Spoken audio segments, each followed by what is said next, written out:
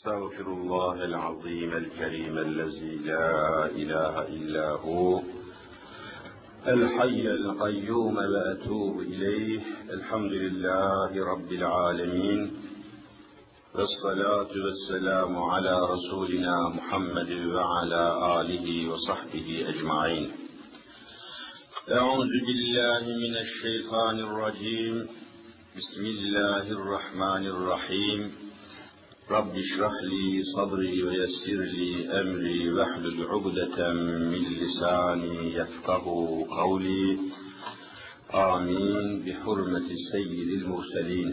أما بعد، فالأول الله والآخر الله والظاهر الله والباطن الله، فمن كان في قلبه الله فمعينه في الدارين الله، فمن كان في قلبه غير الله فخصفه في الدارين الله. لا إله إلا الله هو الحق الملك المبين، محمد رسول الله صادق الوعد الأمين. Aziz müminler, muhterem Müslümanlar, yine bugün Cuma dersimizde sınırlı bir zaman içerisinde, sıkıntılı bir zaman içerisinde, geçen ders bitiremediğimiz konuyu bugün tamamlamaya çalışarak devam eden dersimizi ikmale çalışalım. Allahu Teala arz edilen hususları, arzu edilen hükümleri yerine getirmeyi cümlemize müyesser eylesin inşallah.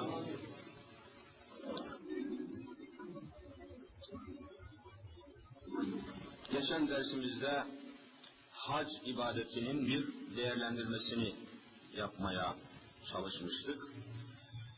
Veya hac seyahatinin, hac ibadetinin, hac hareketinin bir muhasebesini yapmaya çalışmıştık. Muhasebe, nasıl ki en küçük mahalle bakkalı bile akşam olup da alışveriş bittikten sonra, müşteri kesildikten sonra, karanlık çöktükten sonra dükkanını kapatmadan evvel o gün ne alıp verdiğini, ne kazandığını, ne kaybettiğini, kazandıysa ne kadar kazandığını gözden geçirmeden, küçük bir muhasebe yapmadan bakkalını kapatmadığı gibi, bir Müslüman da tabii en azından bir hac ibadetinin, bir hac seyahatinin milyonlarca lira vererek eda etmeye çalıştığı hac ibadetinin bir muhasebesini Allah aşkına yapmasın mı? Yapması lazım. Her hususta olduğu gibi özellikle kıtalar arası, ülkeler arası binlerce kilometre mesafeye gidip de oradan tekrar döndükten sonra neye gittim, neye geldim, ne oldu, ne olmadı, ne değişti, ne değişmedi, Allah'ın maksatlarına, Resul-i Zişan'ın maksatlarına, mekasıd-ı şer'iyye, yani şeriatın maksatlarına, amaçlarına, gayelerine uygun bir hac yapabildim mi, yapamadım mı diye bir Müslüman bir muhasebe yapmasın mı? Bunu arz etmeye çalışmıştık. Ve sonra demiştim ki, hac ibadeti neye yaradı? Mesela bu seneki hac, her sene olduğu gibi, değişen bir şey yok. Neye yaradı, kime yaradı, nasıl yaradı? Bunu açıklamak üzere dersi kesmiş ve bugüne bırakmıştım. Hemen arz etmeye çalışayım. Efendiler, yeryüzünde değişmeyen bazı şeyler var. Değişmeyen bazı şeyler var. İnsanın yapısıyla alakalı. Mesela Hazreti Muhammed Mustafa Aleyhisselatü Vesselam Efendimiz gayet muhtasar, Yani özet olarak yeryüzündeki bütün kavgaların, faaliyetlerin, hareketlerin, üretimlerin, tüketimlerin tamamını iki kelimeyle izah etmiş. Değişmeyen şeyler. Buyurmuşlar ki el mer'u yes'a li gâreyhi. Ne büyük peygamber ya Rabbi, ne muhteşem peygamber. Öyle rapor, öyle teşhis, öyle tespit etmiş ki üzerinden 1400 sene geçtiği halde tespitin ve teşhisin aksi çıkmamış. 1400 sene geçiyor, ne demek? Asla eskimemiş, asla aksi varit olmamış, asla zıddı zuhur etmemiş. El mer'u yes'a li gâreyhi. Bugünkü dünyayı anlatıyor adeta. İnsanoğlu, el mer'u, insan demek, kişi. Yes'a, sa'i ediyor, çalışıyor. Sa'a, yes'a, mesai kelimesi buradan geliyor. Mesai, sa'i etmek, çalışmak demek. İnsanoğlu, yes'a, çalışıyor. Mesaisini harcıyor. Mesai. Sabahtan akşama, bazen de akşamdan sabaha kadar çalışıyor. Niçin? Bakın niçin? İşte niçin dediği maksadı, meramı ifade ediyor. Efendimiz bir kelimeyle bunu izah etmiş. Ligâreyhi, iki delik için çalışıyor. İki delik. Gâr, Arapça delik demek. Gâr. Mağara da buradan geliyor. Mağara. İçi delik olan duvara ne derler? Mağara. Gâr, mağara. Arapça bir kelime.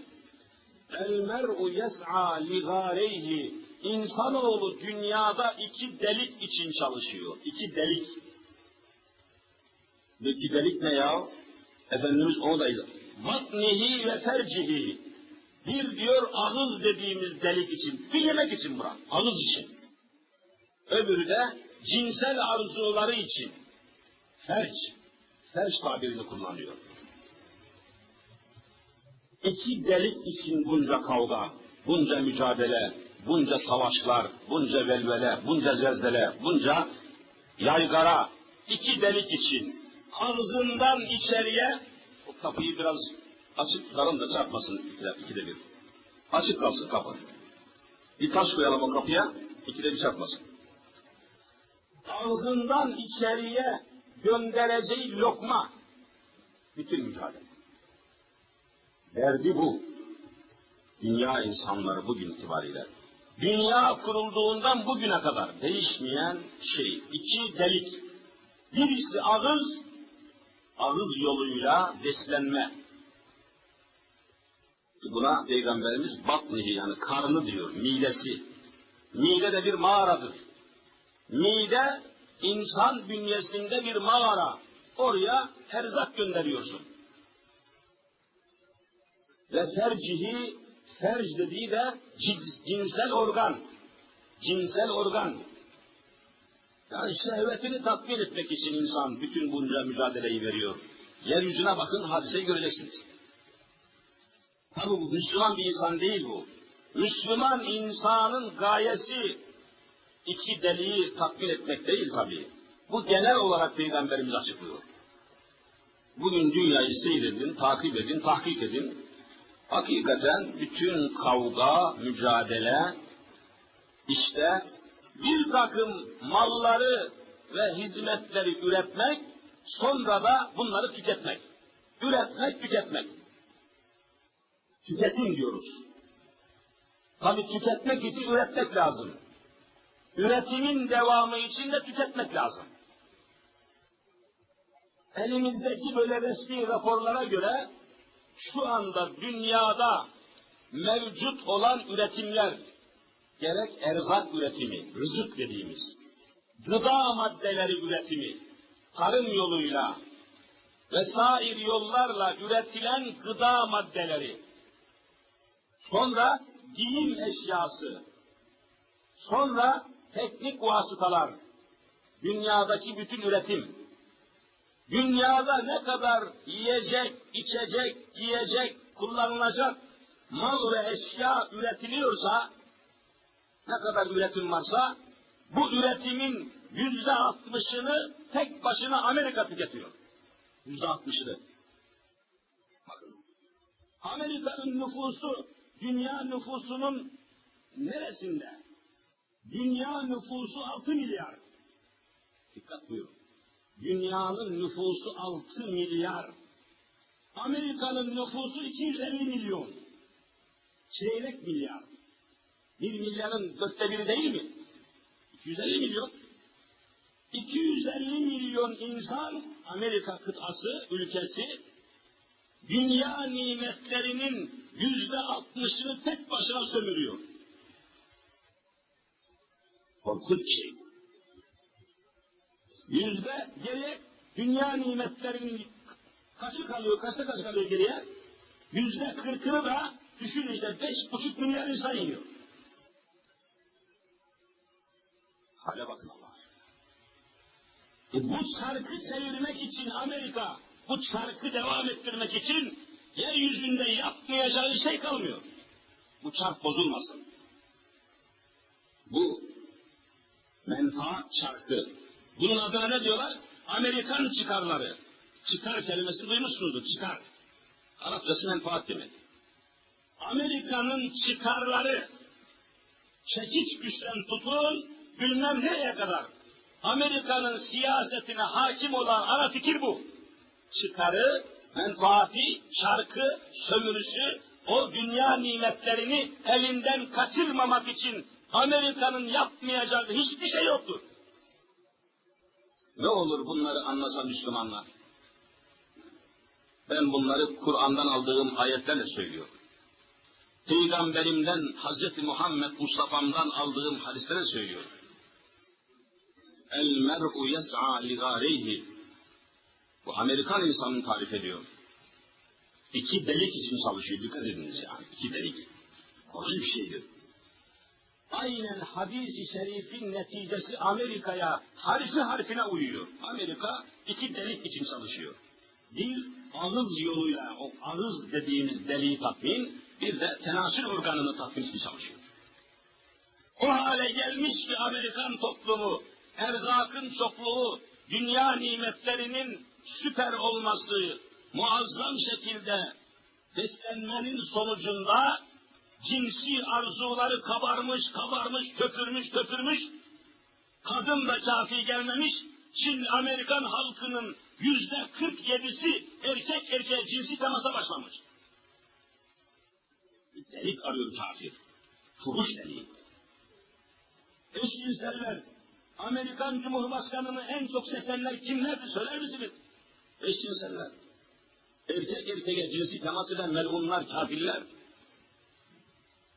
El mer'u yes'a li gâreyhi. Kurban olduğu Muhammed Mustafa nasıl da açıklamışlar 1400 sene evvel. Amerikan menfaatleri, Amerikan çıkarları bugün dünyada Amerika'nın siyasetine hakim olan unsur budur. Nerede menfaati varsa Amerika oradadır. Hadise bu kadar basit.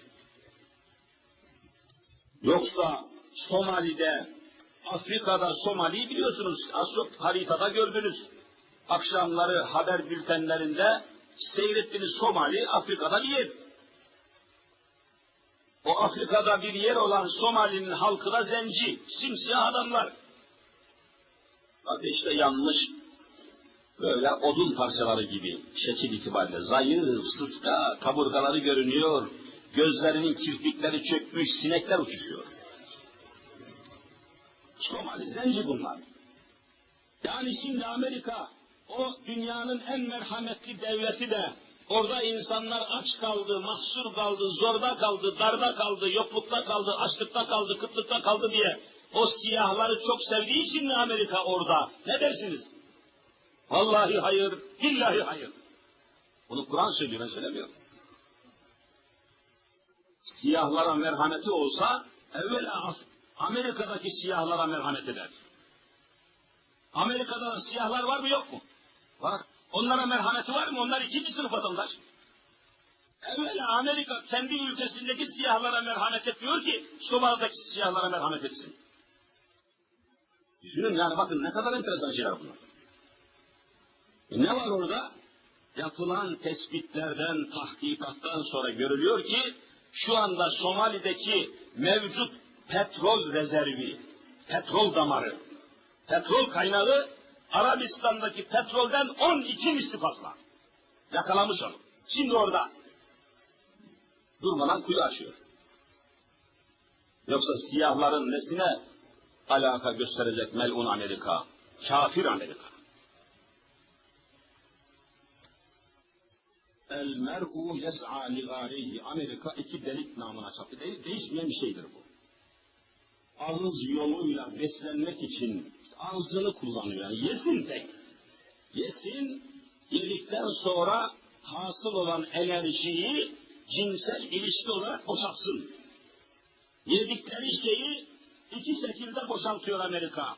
Birisini tuvalet çukurlarına, öbürüsünü de cinsel münasebetlere.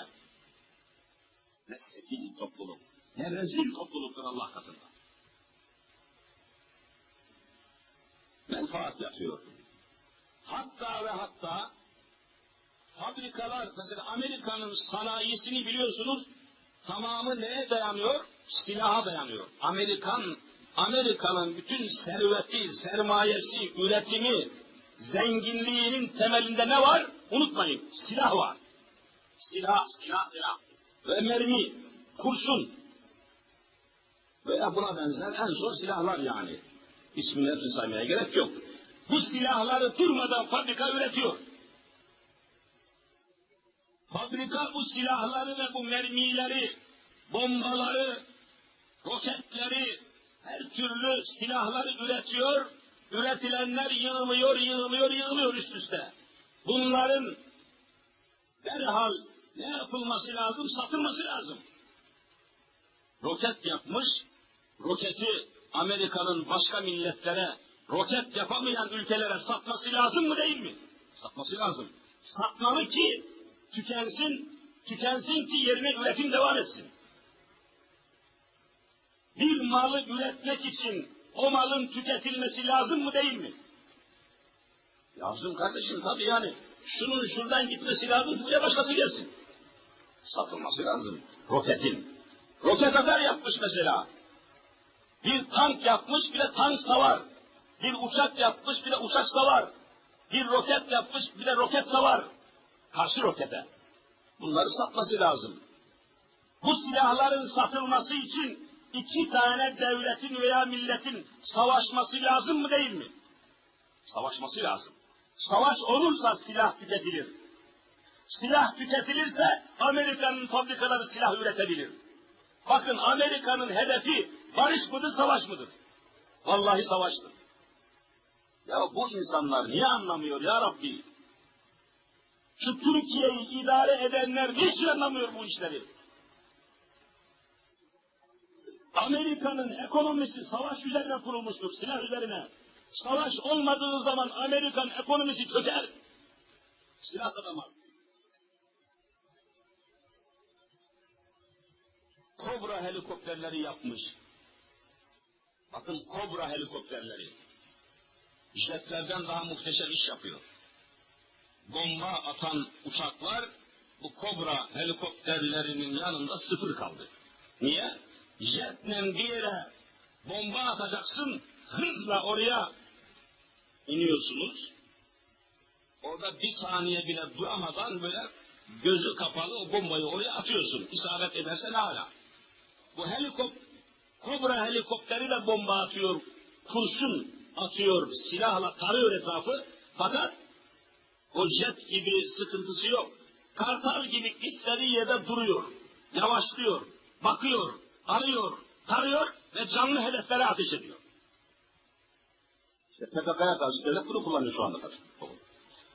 Bu imal ettiği bu Kobra helikopterini Amerika'nın satması lazım ki fabrika bunu yapmaya devam etsin. Satması lazım. Satılması için Güneydoğu Anadolu'da bu savaşın bitmesini Amerika ister mi istemez mi? Vallahi istemez. Kime satacak helikopteri? Bakın meseleyi Temelden anlamamız lazım. Niye bitmiyor terör? Amerika çelik yelek üretiyor, çelik yelek. Çelik yelek üretiyor. Bir çelik yelek bilmem kaç milyon, kaç bilmem ne para. Bir ülkenin polislerine veya askeri operasyon yaparken askerlere ve generallere giydirilmek üzere devletler çelik yelek ihalesine katılıyor mu, katılmıyor mu? Trilyonlarca para ödeniyor. Bu çelik yelekleri satan ülkeler, imal eden, fabrikası olan, çalışan ülkeler var. Bunlar terör olmasa çelik yeleği satabilir mi, satamaz mı? O halde terörün arkasında akıl sanayi var. Terörün arkasında Amerika var, besliyor, mal satıyor. Önleyemezsiniz. Niye kalkınmış ülkelerde terör yok? Sanayileşmiş ülkelerde terör var mı yok mu söyleyin. Yok, niye? Adamın derdi yok ki, mal satma derdi yok. Fukaraları dövüştürüp malını satıyor. Fukara ülkeleri, onlar sanayileşmiş, öbür milletler enayileşmiş. Enayileşmiş milletlere satıp para kazanıyor. Hadise budur. Bütün sistem böyle gelişmiş. Dünyanın çarkı vallahi böyle dönüyor. Silah kimdeyse, para kimdeyse kuvvetli olan o oluyor. Haklı haksız diye bir şey yok dünya başında. Dünya siyasetinde haklı haksız diye bir şey yok. Kim kuvvetliyse o haklı. Görüyor musunuz ne hale gelmiş dünya? Biz de ya bu Güneydoğu Anadolu'da bu terör niye bitmiyor diyoruz. Bak gidiyor mesela köy hizmetlerindeki, köy hizmetlerinin araç parkına gidiyor, 14 tane köy hizmetlerinin aracını yakıyor. Araçlar yandı, daha bitti, 14 tane alet makina, yol makinası, iş makinası yandı, yaktı. Şimdi devlet bu 14 tane iş makinasını alacak mı, almayacak mı? Alacak mecbur. Kimden alacak? Amerika'dan. Yaktıran kim? Gördünüz mü ya? Niye anlamıyorsunuz Müslümanlar? Terörün arkasında Allah'ı şahit tutuyorum Amerika var. Düşünün Allah aşkına. Çekiç güç denen bela niye bekliyor Doğu Anadolu'da söyleyin? Niye bekliyor? Vallahi menfaatini bekliyor, billahi çıkarını bekliyor. Terör bitmesin, çelik yelek satılsın, Kobra helikopterleri satılsın, mermi satılsın, fabrikalar çalışsın, çark dönsün, dünya nimetlerinin %60'ını Amerika yemeye devam etsin. Bunu kainatın efendisi Hazreti Muhammed Mustafa söylüyor. Ya. Amerika öyle de Avrupa başka mı? Avrupa ondan kafir. İsteseler Bosna Hersek'teki Sırplarla Müslümanların savaşını vallahi bir saate keserler. Öyle değil mi? Niye istemiyorlar? Silah satıyorlar. Ölen de Müslüman zaten, onlar da Müslümanın çoğalmasını istemiyorlar. Müslüman nüfusun fazla büyümesini istememesi normaldir. Ölen Müslümansa Avrupa keyif ediyor.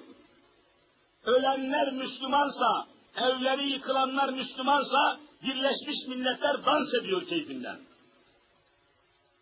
Bunu nereden söylüyorsun hocam? Vallahi Kur'an'dan söylüyorum. وَلَنْ تَرْضَى عَنْكَ الْيَهُودُ وَلَنْ نَصَارَى حَتَّى تَتَّبِعَ مِلَّتَهُمْ ayeti benim senetim. Hiçbir Yahudi ve Hristiyan, siz Müslüman kaldığınız sürece sizin hayatta kalmanızdan hoşlanmayacaklar diyen Allah'ın kendisidir. Ben söylemiyorum. Ayet çok açık.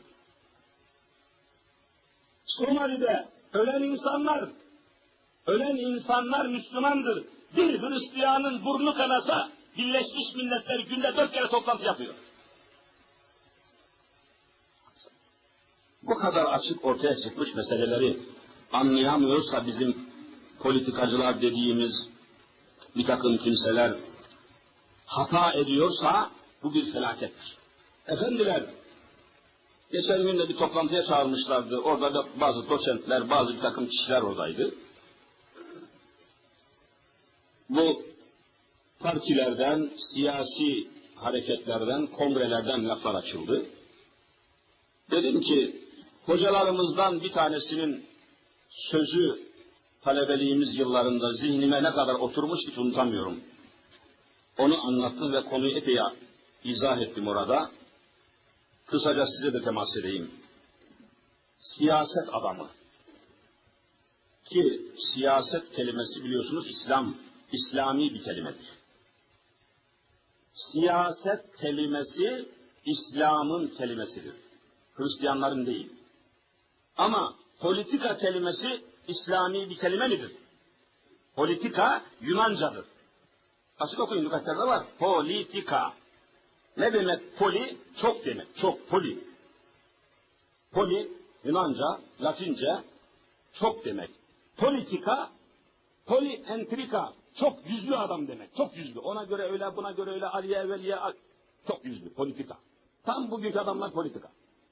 Siyaset İslami bir kelimedir. İstikamet anlamına gelir. Siyaset, İslami, benim kelimemdir. Kur'an'da geçiyor, sünnette geçiyor, İslam'da geçiyor. Es-siyasetü şer'iyye, siyaset-i şer'iyye diye kitaplar var. Şeriat siyaseti. Bak siyaset İslam'dır. Camiye siyaseti sokmayalım demek, camiye Hazreti Muhammed'i sokmayalım demektir. Burada camiye Muhammed sokulmaz mı hayvan? Siyaset Hazreti Muhammed Mustafa. Siyaseti Nebiye, siyaseti Muhammediye. Bakın bunlar camiye siyaseti sokmayalım değil, camiye politikayı sokmayalım. Politika iki yüzlü demek, çok yüzlü, münafık, kafir demek. Bak yanlış kelimeyi kullanıyorsun. Kelimeler yanlış kullanılıyor. Rahmetli İslam tarihi hocamız Mehmet Zekai Bey rahmetullahi aleyh bir dersinde İslam tarihiyle alakalı derse geldi. Siyer dersine gelirdi. Hiç unutmam, dedi ki çocuklar, yavrularım dedi. Bir doktor da mühim bir adam. Toplumda önemli bir adam, doktor. Ancak önemi dedi belli yere kadardır. Bir doktor hata edebilir. O da insandır.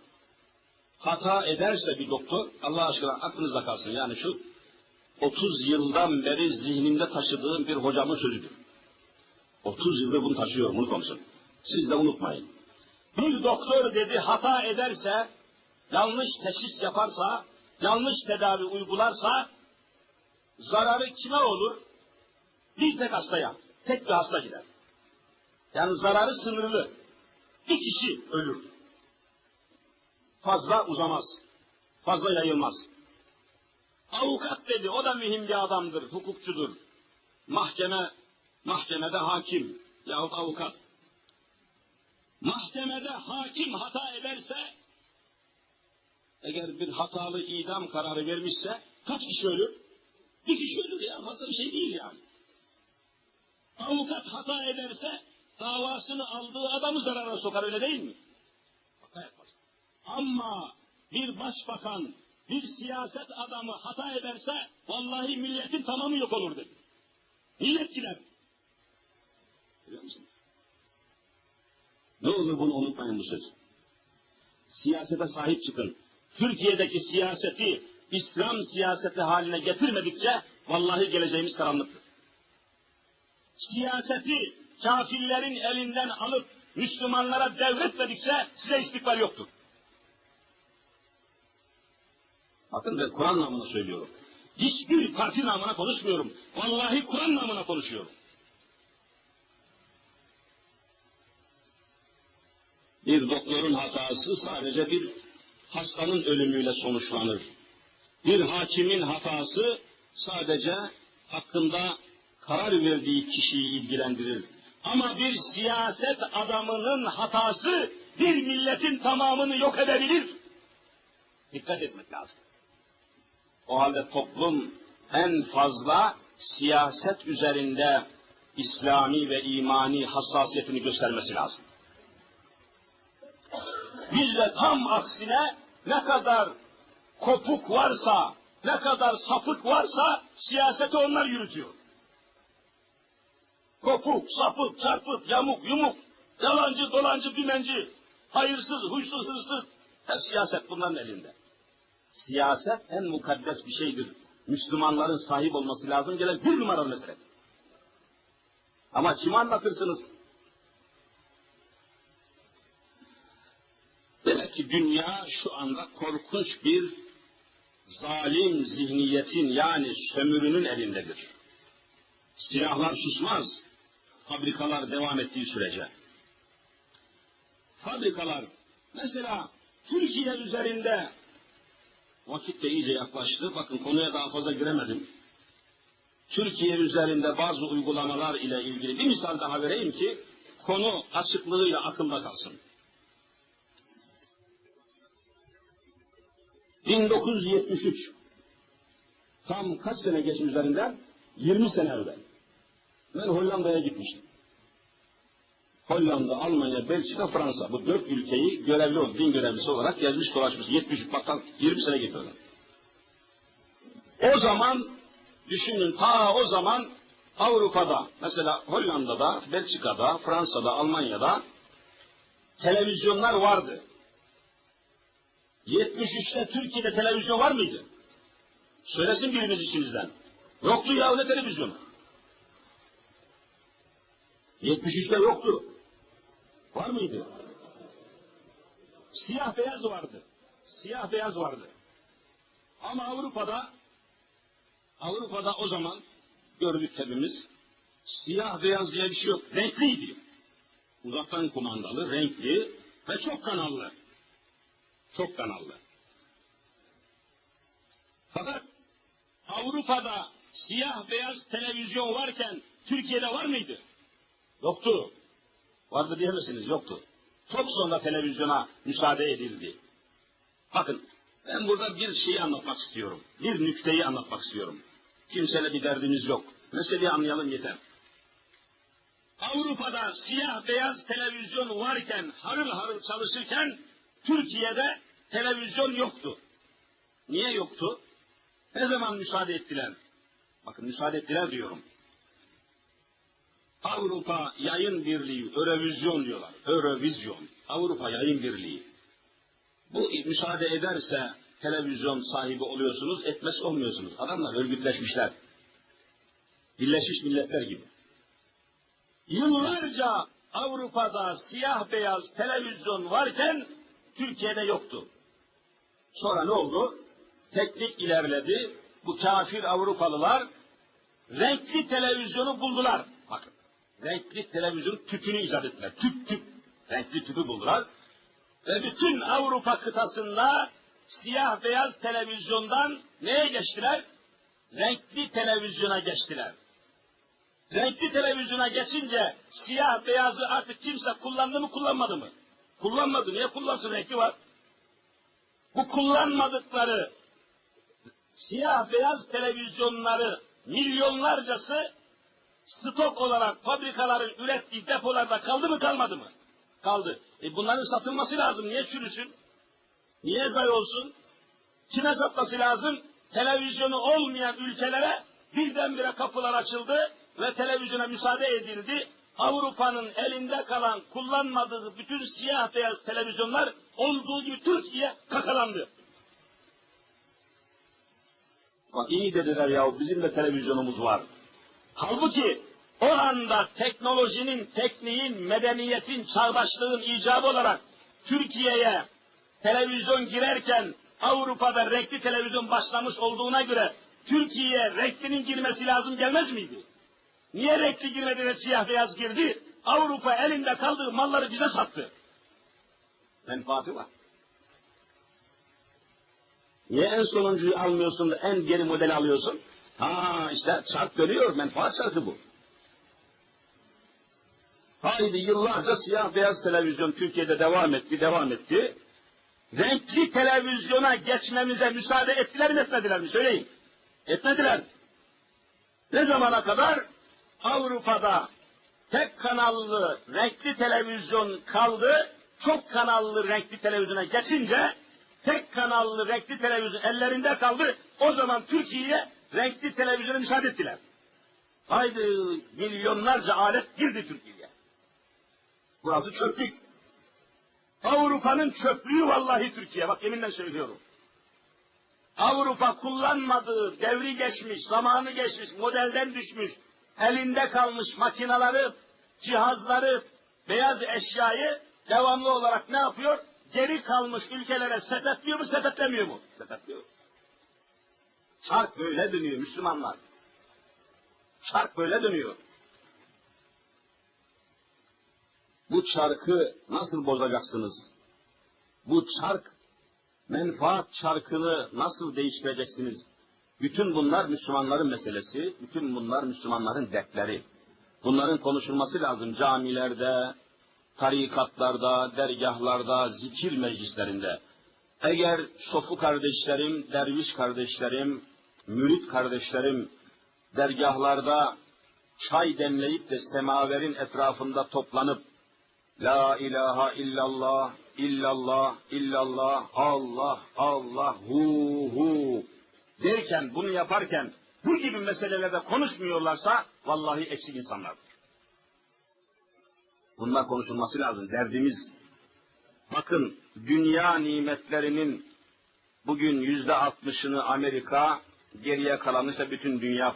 Acaba bu nimetlerin kaçta kaçı bize isabet ediyor? Bakın 2000 yılına 70 sene kaldı. Hala çukursuz yolumuz yok. Hala kanalizasyon sistemimiz yok. Hala Türkiye'de çöplük konuşuluyor mu, konuşulmuyor mu? Çöplük konuşuluyor ya. Avrupa çöplük meselesini halledeli 40 sene oluyor. Çöplük, Umraniye çöplüğü hala konuşuluyor. Büyükşehir Belediyesi'nin başındaki adam benim suçum yok diyor. Umraniye Belediyesi'nin başındaki adam benim suçum yok. Sendeydi, bendeydi, Ali'ydi, Veli'ydi, öyleydi, böyleydi. Bu aslında. Hala Avrupa 30 sene olmuş altyapıyı tamamlayalı. Altyapı. Telefonlar yerin altında, elektrik yerin altında, su yerin altında, şebeke. Hala bizim başımızdan bilmem kaç bin voltluk elektrik telleri geçiyor. Niye aşağı alamadın? Hala tehlike. Avrupa trafik sorununu halletmiş. Arabalar su gibi akıyor, kimse kimseye çarpmıyor. Bize gelin, İstanbul'un halini görüyorsunuz. Trafik belası öyle korkunç bir hal almış ve hayatımıza, sinir sistemimize öyle etki haline getirmiş ki, bir profesörümüz var, Müslüman bir adam, tıp profesörü, o gün anlatıyor. Vallahi İstanbul'da yaşayan 100 kişinin diyor, 17'si sinir hastası. 100 kişinin 17'si sinir hastası. Trafikten. Gidemiyor, ilerleyemiyor, o çarpıyor, bu çarpıyor, o çıkıyor. Yol yok, yön yok, istikamet yok, araba çok. Devlet yok, hükümet yok, trafik yok, polis yok, emniyet yok. Böyle bir ülke olur mu ya? Sen nasıl altyapıyı tamamlamadan araba imal edersin? Bu bir cinayettir. Ben trafik kazası demiyorum. Türkiye'deki trafik kazalarına lütfen trafik cinayeti değil. Cinayet. 4 arabanın girdiği yere 40 araba sokarsanız kaza mı olur, cinayet mi olur? Söyleyin Müslümanlar, cinayet mi, kaza mı ya? Cinayet olur, ne kazası? Benim külahıma anlatsınlar trafik kazasını, külahıma. Büyük araba şirketleri, araba üreten anonim şirketler, holdingler kazanacak diye durmadan araba üretiyorsunuz ama yolu üretemiyorsunuz. Yolun santimi değişmiyor. Cadde büyümüyor, yol büyümüyor ama araba senede şu kadar 1000 araba trafiğe çıkıyor. Bu cinayettir, vallahi felakettir. Yazık bu insanlarımıza. Her evde 1 veya 2 kişi trafik cinayetiyle ölmüş gitmiştir. Böyle yönetilmez. Böyle devlet vallahi dünyada yoktur. Düşünün yani, sapıklık diyoruz. Sapıklık bakın bugünlere çok çoğaldı. Fakat kelimeyi de saptırmışlar. Sapık demek yani sadece 4 yaşındaki kız çocuğuna tecavüz edip de onu öldüren adam mı sapık sadece? Yani sapıklığı bu kadar mı anlayalım? Sapıklığı burada mı arayalım yani? Sapık diye demek bu demek mi sadece? Hayır. Düşünün ki halkının %99'u Müslüman olan bir ülke diyorlar buraya, Türkiye'ye. Devletin hazinesine en fazla vergi verenlerin başında fuhuş işletmecisi olan bir Ermeni karısı, kerhaneci, birinci geliyor mu gelmiyor mu söyleyin. Bu sapıklık değil mi? kadınların avret yerini, kadınların apış arasını devlet para karşılığı genel evlerine satıyor mu satmıyor mu? Vergi alıyor mu almıyor mu? Esas sapık devlettir. Sistem sapıktır. Türkiye'yi idare eden sistem vallahi sapıktır, billahi sapıktır. Yoksa Sinop'un Boyabat kazasında 4 yaşlık çocuğu kirletip öldüren adam sadece sapık o değil. Keşke o Boyabat'la ayaklanan insanlar sapıklığın nereden geldiğini keşke bilselerdi. Genel evi işleten devlet sapıktır. İçki üreten devlet sapıktır, çağdaş devlet değildir. Bakın size şuradan bir Emniyet Teşkilatı'nın tespit ettiği içkiyle alakalı bir rapor var da bir satır okuyacağım, fazla uzatmayacağım. Vallahi aynen okuyorum burada. İçkiye harcanan para bir yılda 10 bakanlığın bütçesine eşittir. Vallahi buradan okuyorum. İçkiye harcanan para, parantez içinde bir yılda 10 bakanlığın bütçesine eşittir. İçki. Şimdi bu sapıklık mı değil mi ya? İşte bak sapığı sistemde arayacaksınız. Sapığı laiklikte, sapıklık laikliğin ta kendisidir. Laiklik sapıklıktır. İnsan zihninin, insan aklının, insan idaresinin Allah'tan ayrılması mıdır değil midir? Allah'tan ayrılan her insan nedir söyler misiniz? Sapıktır. Vallahi sapıktır. Sapıklığı siz nerede arıyorsunuz? Yönetim sapık, sistem sapık, rejim sapık. İçki üretiyor. Tekel Bakanlığı. İçki satanlara ruhsatı kim verir Türkiye'de? Yönetim vermiyor mu? Yönetimi kendisi sapık. Allah'tan uzaklaştırıyorlar. Bakın bir belge daha arz edeyim. Nasıl oluyor? 5 Şubat 1991 tarihli 3570 bilmem çizgi tire Milli Savunma Bakanlığı İnşaat Emlak Başkanlığı'nın 5 Şubat 1991 tarihli sayılı emri, resmi yani emir vermiş. Mesai saatleri dahilinde İnşaat Emlak Başkanlığı hudutları içerisinde kesinlikle namaz kılınmayacak ve bu konuda başkanlığa müracaatta bulunulmayacaktır. Bu emre rağmen namaz kılanlar derhal hudutlardan kovulacaktır. Namaz kılanlar, Milli Savunma Bakanlığı,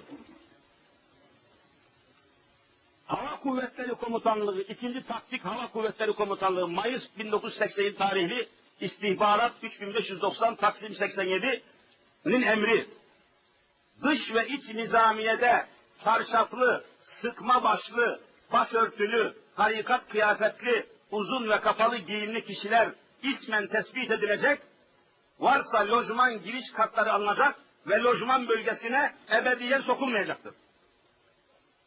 Komutanlığın emri bu. Bütün bunlar soruyorum, sapıklık mı değil mi? Allah'tan uzaklaştıran sistem sapıklıktır. Namaz kılanları ordudan atan, askeri birliklerden atan sistem sapıktır, vallahi sapıktır. Sistem sapıktır, sapık üretecektir. Bu sistemin sapıktan başka bir şey üretmemesi hayreti muciptir. Ne üretsin ki?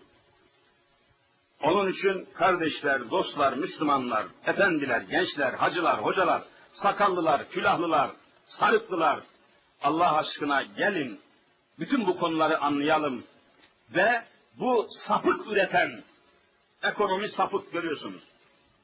Ekonomi sapmış, ölçüsü yok, tartısı yok, enflasyon denen bela gırtlağımızdan tutmuş. Fukara bir devlet memuru aldığı maaşı daha götürüp bakkala, kasaba yatırmadan enflasyon onun elinden bu parayı alıyor. Kasap almadan enflasyon, pazar almadan enflasyon. Fukara paramın bu parayı harcayıncaya kadar 3 gün 5 gün kadar enflasyon canavarı tapmasın diye bu Müslüman memur parasını götürüp, maaşını eline geçen parayı götürüp Amerikan gavurunun dolarına, Alman gavurunun markına yatırıyor mu yatırmıyor mu? Bu sapıklık mı değil mi? Sapıklıktır. Bir Müslümanın parasının değerini bir gavurun parasıyla koyuyorsanız bu bal gibi sapıklıktır. Niye benim param böyle olsun? Ben dediğim zaman bu milleti kastediyorum. Bu milletin ecdadı, Osmanlı ecdadımız 3 kıta Asya, Afrika, Avrupa, 3 kıtaya 640 sene hakim olmuş. 640 sene zarfında enflasyon nedir kimse duymamış. Yeryüzüne hakim olmuş 640 sene. Eşli yok dünyada. Balkanlarda yani Yugoslavya'da 530 sene kalmış Osmanlı. Bakın elimde belge var burada. 530 sene Balkanlarda yani Yugoslavya kıtasında hakimiyetini sürdürmüş ve kimsenin burnu kanamamış, kimse zerre kadar açlığa, yokluğa, kıtlığa, zorluğa, darlığa asla itilmemiş. Kimsenin kilisesi yıkılmamış, kimsenin havrası yıkılmamış.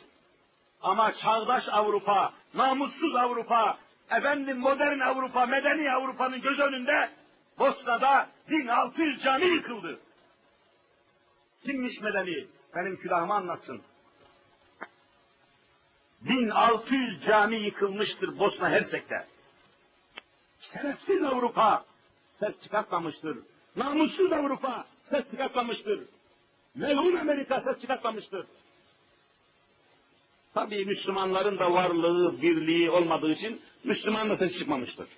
O da ayrı bir beladır. Müslümanlar uyuşturulmuş. Müslümanın etkisi yok. Müslümanın yetkisi yok.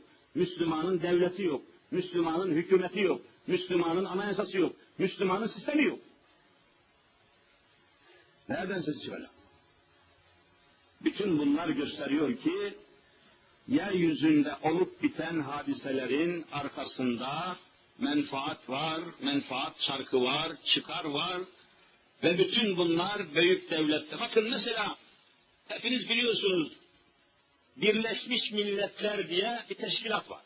BM, Birleşmiş Milletler. Bu haber bültenlerinde görüyorsunuz. Bosna'da Birleşmiş Milletler'in tankları geziyor, haberlerde görüyorsunuz. Ne yazıyor? UN yazıyor, UN. UN. United demekmiş o. United. United yazıyor. Yani Birleşmiş Milletler Teşkilatı var. Bu teşkilata mensup üye 152 devlet varmış. 152 tane. Bu 152 devletin içinde 5 devlet var. Bunlara ne diyorlar? Duymuşsunuzdur. Daimi üye. Aklınıza kalsın ya, bunlar çok mühim meseleler. 152 devletin içinde 5 devlet var. Bunlar müstesna. Bunlar farklı. Bunlara ne diyorlar? Daimi üye. Değişmez bunlar. Daimi, devamlı, sürekli demek. Bunlardan bir tanesinin bir veto etmesi, ben bu kararı kabul etmiyorum demesi karşısında 152 milletin kararı boşa çıkıyor mu, çıkmıyor mu? Çıkmıyor, veto diyor. Veto hakkı tanınır. Birisi Fransa. Fransa'nın nüfusu nedir ya? 50 milyon nüfusu var. 6 milyar dünyanın kararını bozuyor. Kim vermiş bu hakkı? Hangi alçak vermiş? 50 milyon Fransa'nın Birleşmiş Milletler'de veto hakkı var, veto. Ben bu kararı kabul etmiyorum dedi mi karar çıkmaz. Dünya susar. Ama İslam dünyası eğer varsa 1,5 milyar nüfusu var, böyle bir hakka sahip değil. Zavallı Müslümanlar. Rusya hala veto hakkına sahip. Daimi 5 üyeden birisi Rusya'dır. Bakın Çin, Rusya, Amerika, Fransa, İngiltere. 5 tane. Bir tanesi olmaz dedi mi 150 devlet susuyor. Bu hakkı onlara kim vermiş, nasıl yapmışlar, nereden yapmışlar, nasıl olmuş, kimse bir şey bilmiyor. Ve bunlar işte dünyayı bunlar yönetiyor. Alıyor bir karar, o karar uygulanmazsa basıyor askerleri, Birleşmiş Milletler'in ordusu. 300, şuradan 500 asker bu Somali'ye. Müslüman Türk askerinin Somali'de ne işi var ya? Burnumuzun dibinde Bosna'da kan akıyor, 150 bin kadının ırzına geçmişler. Oraya Türk askeri gidemiyor, ta Somali'ye. Ne işimiz var? Bana bunu izah etsin. Ama işte işin başında Amerika var. Amerika oraya gitmeyeceksin, buraya gideceksin dedi diye gidiyorlar. Köle düzenidir bu. Bağımsız değiliz. Bağımsız. Paramız şu anda hepinizin cebindeki para dolar ile marka bağımlı mı değil mi? Bak bağımsız değilsin. Ben külahımı anlatsınlar bağımsız Türkiye'yi. Her birinizin cebindeki para vallahi dolara indeksli. Aldığınız buzdolabı dolara indeksli. Aldığınız araba buzdolabına, aldığınız ilaç dahi buzdolabı aynen dolara indeksli. Dolara bağımlı. Bak nasıl bağlamış seni Amerika kendisine.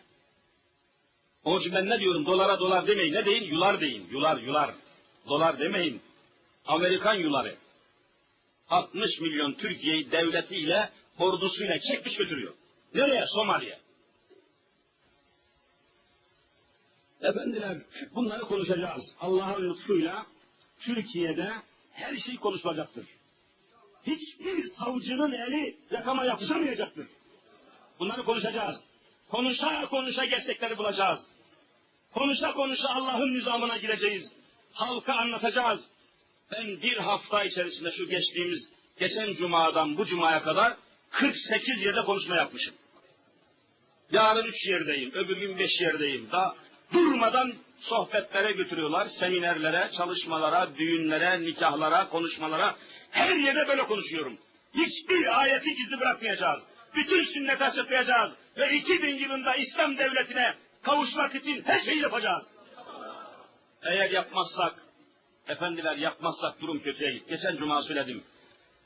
Bosna camisi var, Aksa camisi var Yeni Bosna'da. Yeni Bosna diyorlar bu Yeşilköy Havanı'na giderken. Yeni Bosna.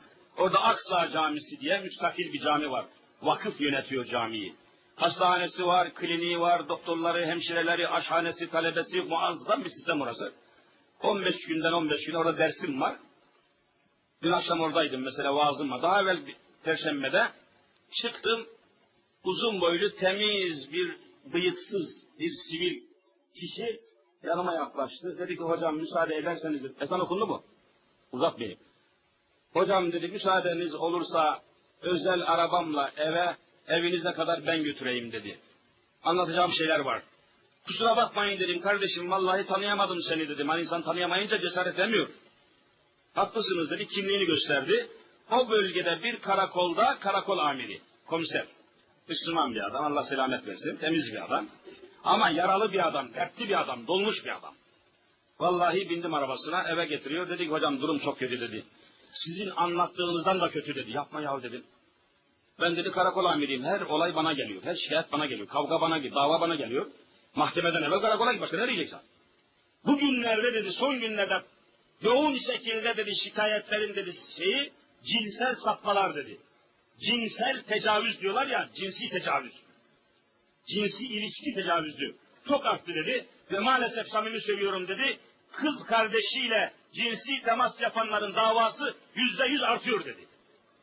Nasıl oluyor böyle dedim ya? Hocam nasıl olmaz? Televizyonda dedi anadan doğma kadınlar gösteriliyor.